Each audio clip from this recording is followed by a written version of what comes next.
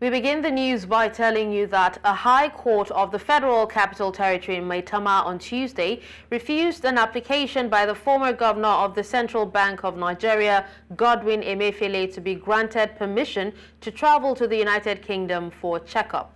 Emefiele is being prosecuted by the Economic and Financial Crimes Commission on an amended 20-count charge bordering on procurement, fraud, obtaining by pretense, and forgery while he held sway as governor of the Apex Bank.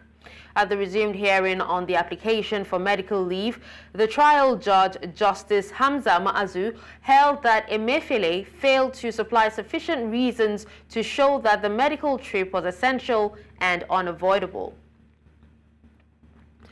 The Kano state government has filed fresh charges against the immediate past governor of the state and national chairman of the All Progressives Congress, Dr. Abdullahi Ganduje, before a high court in Kano. The charge is against Ganduje and his former Commissioner for Justice, Musa Lawang, are first and second defendants respectively. They are being accused, among others, of criminal conspiracy, contrary to Section 96, and punishable under Section 97, criminal breach of trust, contrary to Section 311, and punishable under Section 315, criminal misappropriation, contrary to Section 308, and punishable under Section 309 of the Penal Code in Kano State of Nigeria.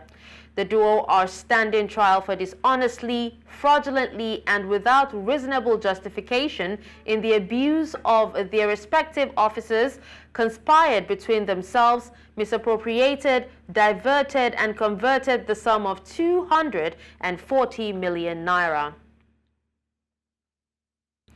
Director General and Chief Executive Officer of the Nigerian Meteorological Agency, Professor Charles Anosike, has urged staff to foster a workplace culture centered on ethical conduct. Speaking on Tuesday at the launch of NIMET's Anti-Corruption and Bribery Policy and Code of Ethics in Abuja, Anosike emphasized the importance of ethics, integrity, and accountability as fundamental to organizational success. He added that upholding these values will build trust with clients and stakeholders, enabling NIMET to fulfill its mandate of contributing to national socio-economic development and safety of lives and property. Away from that, the Rivers State House of Assembly, led by Victor Okojumbo, has condemned the resolution by the Martin Amewole-led House barring Governor Siminalayi Fubara from spending public funds. The Speaker, Victor Okojumbo, stated this in an opening remark during plenary on Tuesday. He said what Amewole and 24 others whom he described as former members of the House did was unfounded and without validity. Okojumbo argued that the group had no legal capacity or moral basis to bar the governor from spending public funds. He insisted that Amewole and 24 others are not members of the Assembly following their defection from the People's Democratic Party to the All Progressives Congress in December 2023.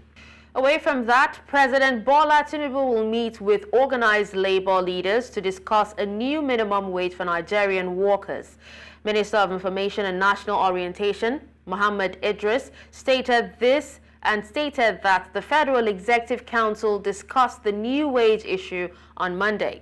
According to the minister, Tinubu will finalize his decision after consulting labor leaders on Thursday and will then send it to the National Assembly. He adds that Minister of Budget and National Planning, Atiku Bagudu, has been directed to propose an amendment to the 2024 Appropriation Act. Last Thursday, Tinubu met with NLC President Joe Ajero and TUC President Festus Osifo. The president urged realistic expectations regarding the minimum wage, considering proposals of 62,000 naira from the government and private sector and 250,000 naira from labor. The current minimum wage is 30,000 naira. The federal government says it has dispatched 20 trucks of rice to each of the 36 states of the Federation and the Federal Capital Territory, Abuja.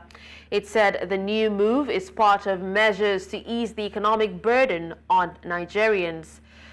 Minister of Information and National Orientation, Mohammed Idris, disclosed this to State House correspondents at the end of the Federal Executive Council meeting presided over by President Bola Tinubu at the Villa in Abuja on Monday. Idris said each state, has received truckloads of rice, each containing 1,200 bags of 24-kilogram rice for onward distribution to the most vulnerable persons and families. The minister noted that state governments are expected to distribute the commodity to bring down the current hardship in the country. CNG that the federal government has promised Nigerians. The Federal Executive Council has directed the Committee on CNG to expedite its activities to supply buses, to also make it possible for the conversion kits to be available to most Nigerians. Already they have started, but the Federal Executive Council directed that they should double their effort so that the conversion kits that we need for the CNG to operate will be made available. Also, the conversion centers that had earlier been approved will also be significantly be upgraded so that Nigerians will have more conversion centers, more conversion kits. The compliance level of CNG the federal government has directed need to go up so as to reduce our over-reliance on PMS, and this will in turn also aid our energy transition from fossil fuel to renewable energy. And government has has directed the Ministry of Budget to also come up with additional 2024 additional support for the 2024 budget, so that any differential or any gaps that there will be. The Niger Delta Development Commission, NDDC, held a two-day stakeholders meeting in Port Harcourt, Rivers State Capital, to develop strategies and articulate a roadmap for economic growth and development of Nigeria's Niger Delta region. Themed Renewed Hope for Sustainable Development of the Niger Delta region, participants actively discussed all the 7 pillars of development vis-a-vis current challenges and possible solutions. News Central's Igbalani Omoni was there and filed this report. At the pre-technical session on the first day of the summit, stakeholders raised important concerns regarding environmental pollution, limited access to opportunities, non-inclusive decision-making processes, lack of participation in the oil and gas economy, and exacerbating social tensions within their communities. The flare gas, we don't have lights, we inhale all these suits, no hospitals. It appears the commissioner is not getting to the grassroots. If they are borrowing money to execute projects in Nigeria, they should borrow money and pay back to the NDDC. They are sending 2 trillion naira. The session provided a platform for stakeholders, particularly the Niger Delta Development Commission, to articulate ideas and policies aimed at fostering development in the region. If there is need to review the law, after 25 years we can review the law and ensure that it meets the aspirations of the people. NDDC is working for the people of the Niger Delta. NDDC is willing to partner with the state government in the Niger Delta to ensure that we achieve more. Funding is key. We would appeal to the federal government, the monies that are due NDDC, because over time, the 15% of the derivation funds due to the state never paid in full. The second day of the summit, attended by former President Goodluck Jonathan, Senate President Godswill Akpabio, governors of the 9 Niger Delta states, government officials, community leaders, and industry experts, created an opportunity to share perspectives, exchange ideas, and explore solutions addressing the varied challenges facing the Niger Delta region. Discovered that the NDDC project, which is currently in the National Assembly, is completely different from what it used to be. Many people say, oh, 1.something trillion. That 1 trillion there is the non-component which Mr. President has graciously accepted that is going to assist in raising for NDDC in order to identify those legacy projects and get them completed. Unity among the people of the Niger Delta region and the entire nation is not just a choice, but a necessity. The Niger Delta should begin to see how they will start building a Niger Delta without hydrocarbons.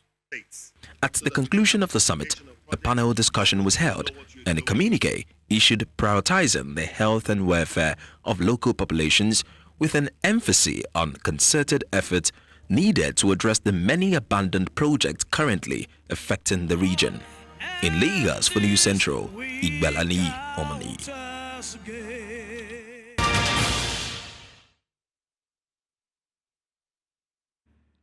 Welcome back and thank you for staying with us. Now we will be speaking on Rivers expenditure and how pro-Fubara lawmakers have actually backed government spendings even after Martin Ameole-led House have actually claimed to bar Governor Siminalayi Fubara from spending public funds. And to further discuss this, I am being joined by Chairman Rivers State Civil Society Organizations, Comrade Enefa Telema Georgeville. Hello, Comrade. Thank you so much for joining us at this time. Yes, good evening, Nigeria. All right, now, Comrade, what is your assessment of the legality of the actions taken by Victor Okojumbo and the current assembly in rejecting the resolution barring Governor Fubara from spending public funds? Well, for us, we don't care what individual politicians say. I will stick to issues of law, which is that as far as we are concerned, the Ameule-led House of Assembly are no longer members of the House of Assembly. By virtue of their defection to another political party, Section 1091G is very clear, and on the strength of that, we have gone to court stating that the court should declare, the Federal High Court should declare their seat vacant. By the way, the matter is coming up tomorrow before Federal High Court to here in and the issues are clear. And what are the issues? The issues are that once you vacate your seat as a parliamentarian, be it at the National Assembly or the State Assembly, Section 1091G says that you cease being lawmaker, and it's not strength we agree with the Okojumbo-led leadership that it is a child of necessity, it is a product of necessity, and that because government is continuing, and because we cannot just stop governance because something happened, therefore we agree with the Okojumbo-led leadership and they are in order. And if they have said that the governor should continue spending Rivers money as empowered by Rivers people, elected to office. All right, but then, how do you view the constitutional arguments, presented by Victor Okojumbo regarding the defections and the validity of the Ameole-led group's resolution? I didn't get that. What I asked was, how do you view the constitutional argument, presented by Victor Okojumbo regarding the defections of and also the validity of the Martin Ameole-led group's resolution? The issues are clear. The issues are clear. What made Ameole and Co. to stop being lawmaker, and by virtue of that, Ameole stop being of the University of Assembly, is not the pronouncement of court. No. It is upon their defection. And And mind you, upon the defection, the NDC that he elect Rivers House of Assembly and declared their seat vacant. In fact, that is the requirement. The requirement in law is that immediately you defect, you cease being lawmakers, and therefore, so I think Okotombo and co are on the side of the law. Yes, the argument as to whether the Okotombo-led assembly is properly considered in the face of the law.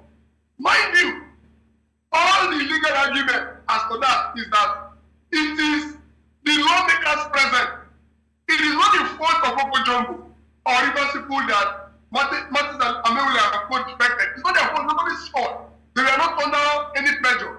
They were not under any, no gun was pointed at them. They on their own elected to leave. And the law says once you leave, you cease being lawmaker. So we hate to give bad examples in this part of the world. But the truth is that assuming that 25 lawmakers maybe die in a plane crash, are we going to say that the House of Assembly members, the remaining House of Assembly members will continue? Well, we do hope it doesn't get to that, comrade. Now, but then, how do you view, or what's the impact, or what impact, by the way, do you believe that the political conflict between, the lawmakers and the government will have on governance and public service delivery in Rivers State? Because as we've always said, it's been one too many, and it's been going on for so long. For me as a civil society actor, I think my interest is good governance and of course dividends of democracy, the rule of law and what have you. And it is on this side we'll be calling on Rivers people and the media and other critical stakeholders to take on the Rivers State Governor, Sassinala Kubra. What are his deliverables? They are starting for 1 year plus. We should begin to take him up. What are his spending? How is he spending it? We are equally calling on the properly considered as of assembly. Let the local jump. It's very needful. Begin to do oversight function. Begin to take the governor on. Begin to do oversight on ministries and departments and agencies of the Rivers State government. Rivers people, everybody should take them on. Protect us. They have seen the lawmakers. So there is no stable as far as in law and in common sense. There is no stable. It is just that people are becoming both in law. They think that if one take directives from a demigod, or their own demigod, they can come and do whatever they like. And it is funny and goes to show the level of disrespect our institutions have become. INEC is supposed to conduct an election immediately. INEC is supposed to do the needful, but they're not doing the needful. Other critical stakeholders are supposed to do the needful, but they're not doing the needful. Okay. All right, comrade. Yeah. Well, I do know that, when it comes to transparency and accountability, it's not just focused on one state, but Nigeria as a whole. But since we're focusing on Rivers State at the moment, how do you think CSOs, can ensure transparency and accountability in the use of public funds amidst this political turmoil in Rivers State? Very good question. And I think that this is the narrative of, this is the proper narrative that the media and other people follow. As CSOs first want to start the immediate past leadership, we have already written to the governor to avail us information about government spending for the past, at least for the past 8 years. If they should stretch as since 1999. By tomorrow, we will be sending out our letters, calling on Auditor General to only explain to us how the immediate past government chairman, whose term is expired on the 17th of June, how they spend our resources. And again, after that, we'll be going into this current government and asking this current government to spend 1 year plus, they're going to explain to Rivers people how they have spending our money for the past 1 year. It's another process. And trust us as the former civil society policy state to do our job. And I think that should be the direction. That is the way to go for all stakeholders and moving forward. Okay. Well, thank you so much, comrade, for speaking to us on this. It's a pleasure to have you on the show. Same here. About 52 primary school students who sat for the 2024 National Common Entrance Examination into Unity schools were caught performing examination malpractice. This was made known by Nigeria's Minister of State for Education in the nation's capital, Abuja, while announcing the results of the examination. The minister says that out of 71,291 students that registered for the exams, about 66,931 candidates sat for the exercise.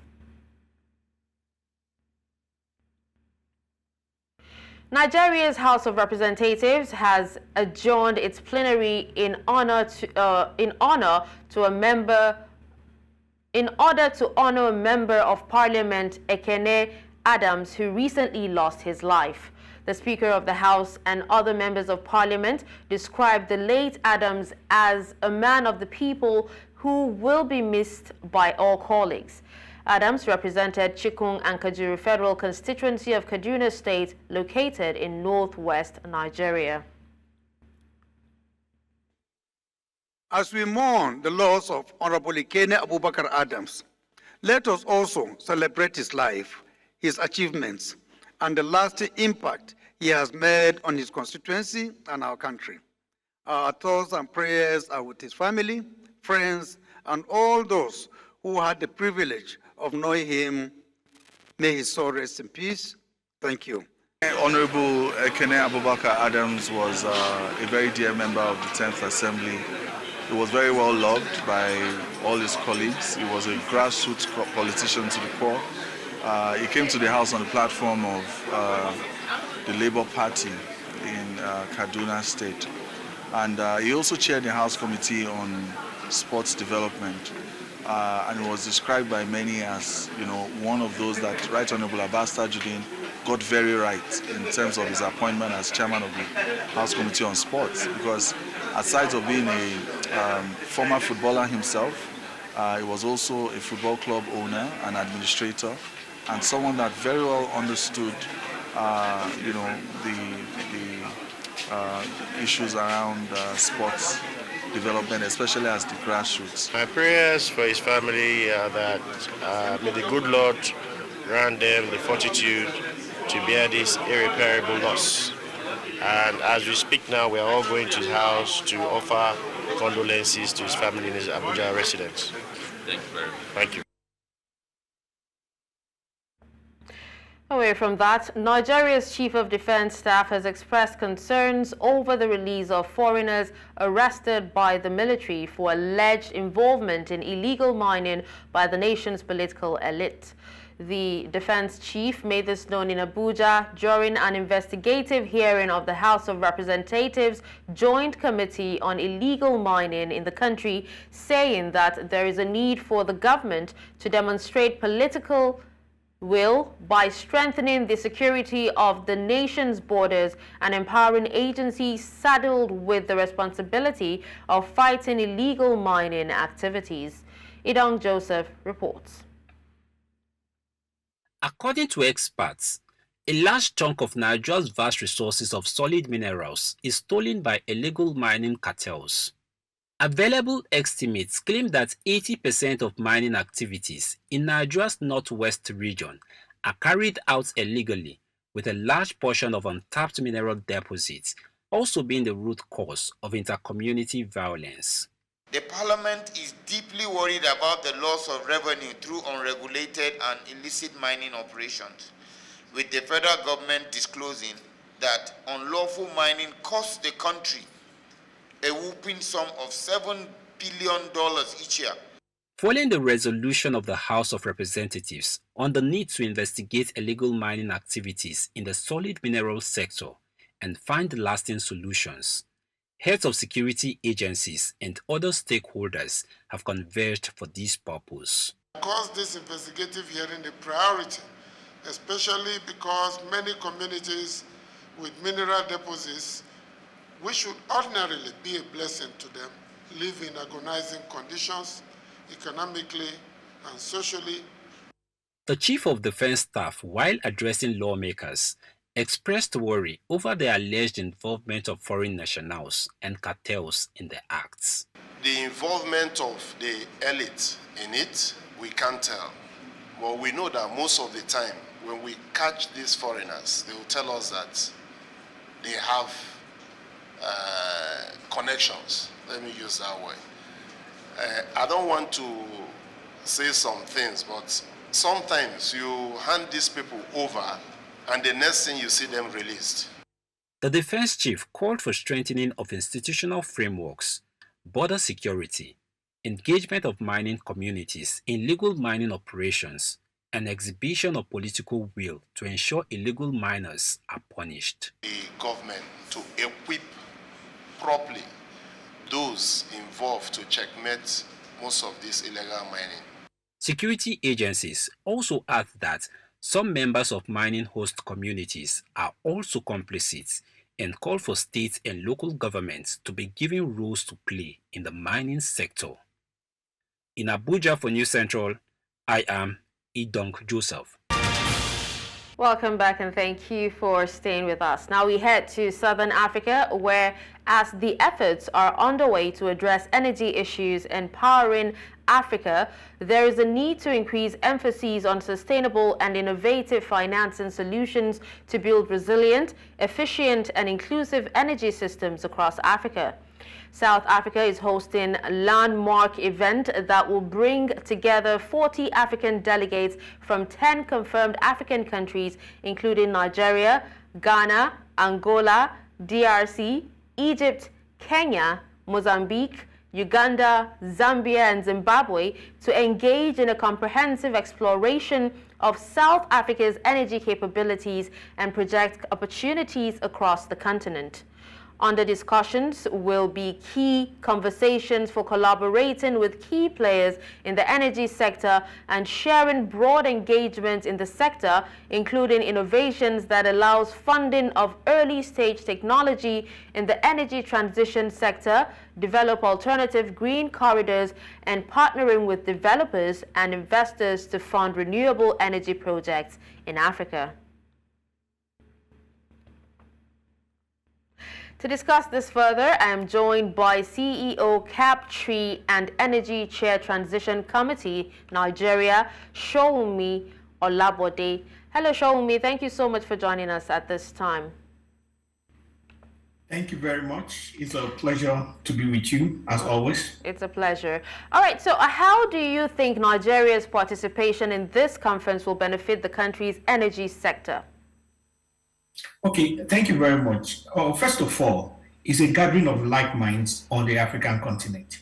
I think one of the things that we have not done well enough is to speak to neighbors and to speak to friends. Now, Nigeria is a premier energy country.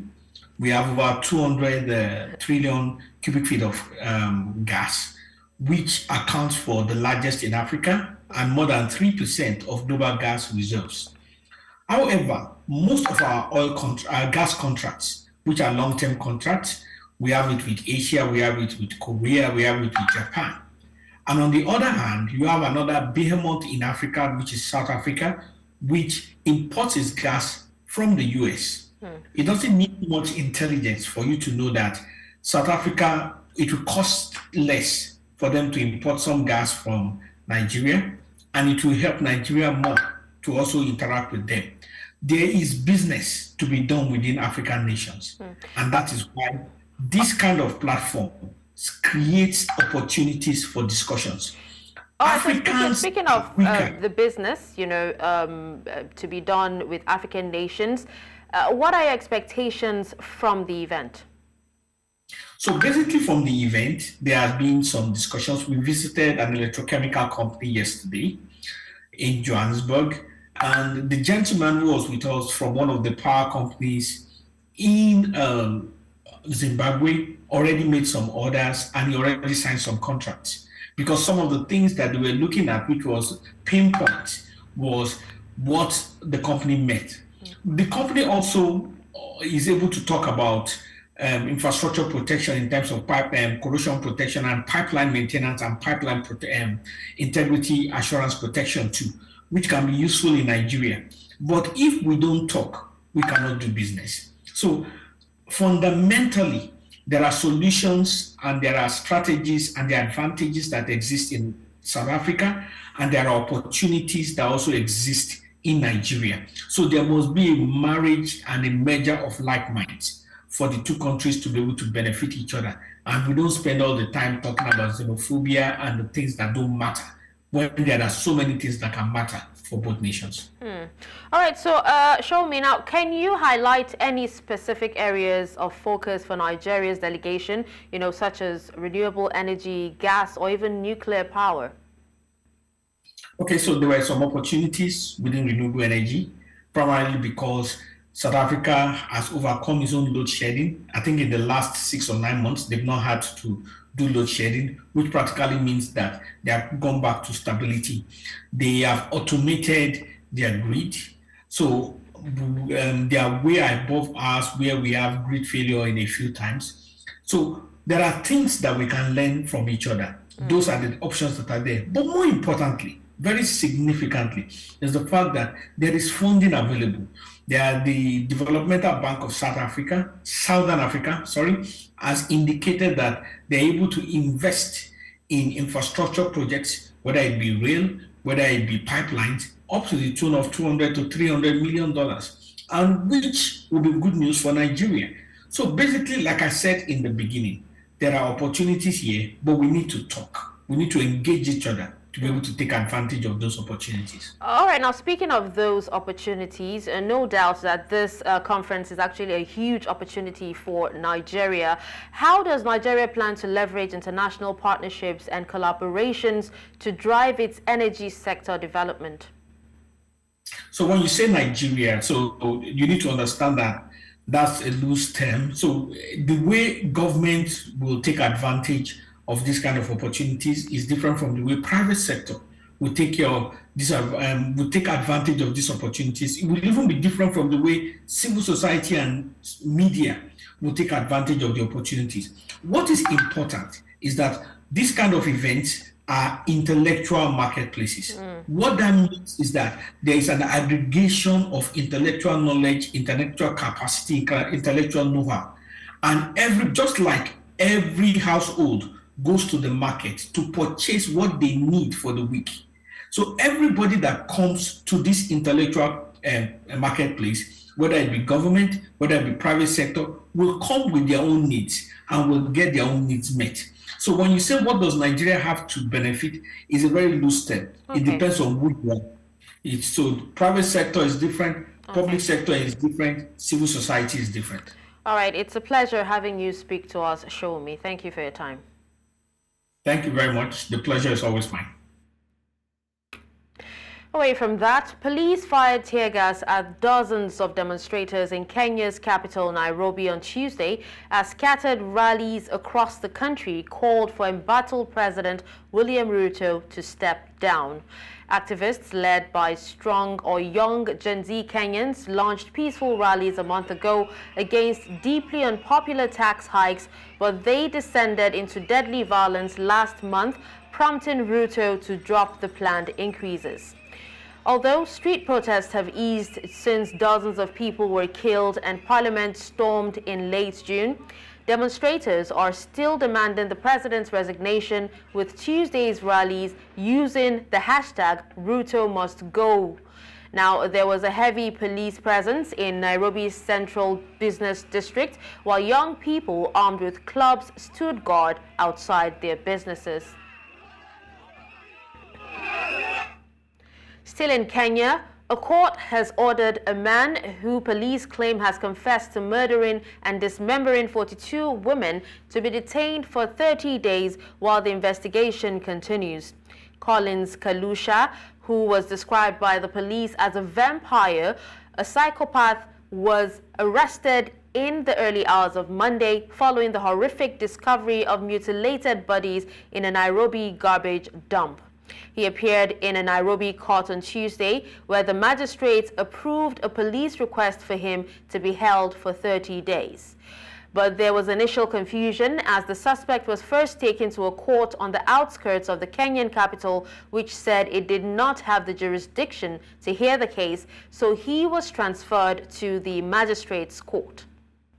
In other news from around the world, a Florida judge appointed by Donald Trump has dismissed the criminal case against the former president on charges of mishandling top-secret documents, saying that the way that special counsel Jack Smith was appointed was improper.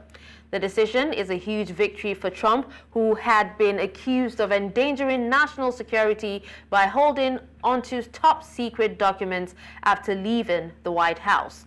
Judge Eileen Cannon made her ruling after lawyers for the former president argued for a partial stay of proceedings to allow for an assessment of a Supreme Court ruling that a former president has broad immunity from prosecution. To discuss this further, I'm being joined by global affairs analyst Ejike Okpa. Hello, Ejike. Thank you so much for joining us at this time. Well, thank you for having me. It's a pleasure. All right, so Ejike, please go ahead and tell us, what precedent does this ruling set for other ongoing or future investigations involving high-profile political figures like the president? Well, every lawsuit, if it's overturned or if it's upheld, sets a precedent. I mean, there was an investigation on Joe Biden handling of classified document, and then they said the private special prosecutor said because of his age and challenges of his memory, he should not be prosecuted. So now it seems like we're gonna have to now use age or health issues as a factor in a legal defense of this matter. A president classifying they're the ones that classify the document, and if for whatever reason they take it, I think a request should have been made, in a more legal manner to say, turn this over. If you don't, we do this. But then it led to a raid. And then, of course, now, again, an American legal situation is always looking for an angle. It could be 1% angle that can cause a whole lot of technical challenges, and then things can be overturned. So maybe this judge looked at it and said, hey, the way Jack Smith was appointed was not constitutional, and therefore whatever he did was unconstitutional, so I'm throwing out the case. So what does that mean? DOJ is going to appeal, and then when that appeal is filed, then a panel of appellate judges is going to take a look at it. Would they do that before the election? Who knows? I don't think so. Okay. So this may be something that will continue after the election, and if Trump were to get in there, he could have an attorney general that will decide not to pursue these things because of there's no end to it. All right, now speaking of the elections, how is this ruling likely to affect Donald Trump's political standing and his potential 2024 presidential campaign? Well, we never know until the votes are counted. It's just like what we say in America, it's not over until the fat lady sings. So what we are waiting for, there are people who, the base is stronger on both sides. Those who are supporting Biden, they resolve not to look anywhere else, and then those supporting Trump. So now we're looking at the independents, if they're going to be persuaded to go the other way, to go left or to go right. But, he's looking good. Biden's challenge is not because of anything. It's not because of his age. It's because of his mental situation and his physical abilities. And Americans just don't like anybody who's going to be that this commander-in-chief to look frail and at the same time, not inspiring. All of us are going to age. It's not the aging, it's how you age. And Biden at 81 obviously has challenges, because when you look at him speak or when you look at him take a walk, you can see that he's having difficulty.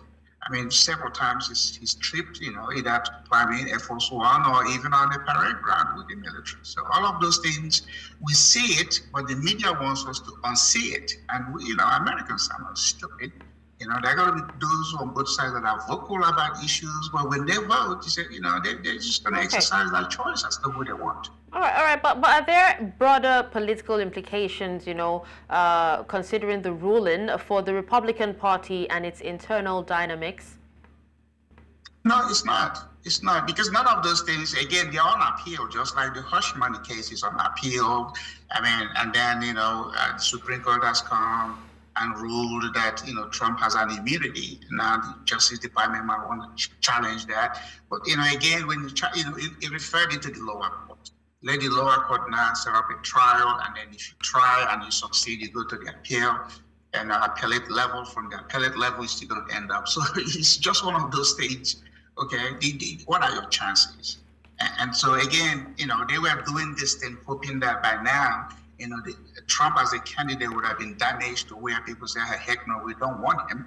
But obviously, his fundraising is off the roof because again, we measure, but money doesn't win elections, votes do. So we're hoping that, as he's raising money, that means confidence in his candidacy, and then that will attract people to go and vote for him in November.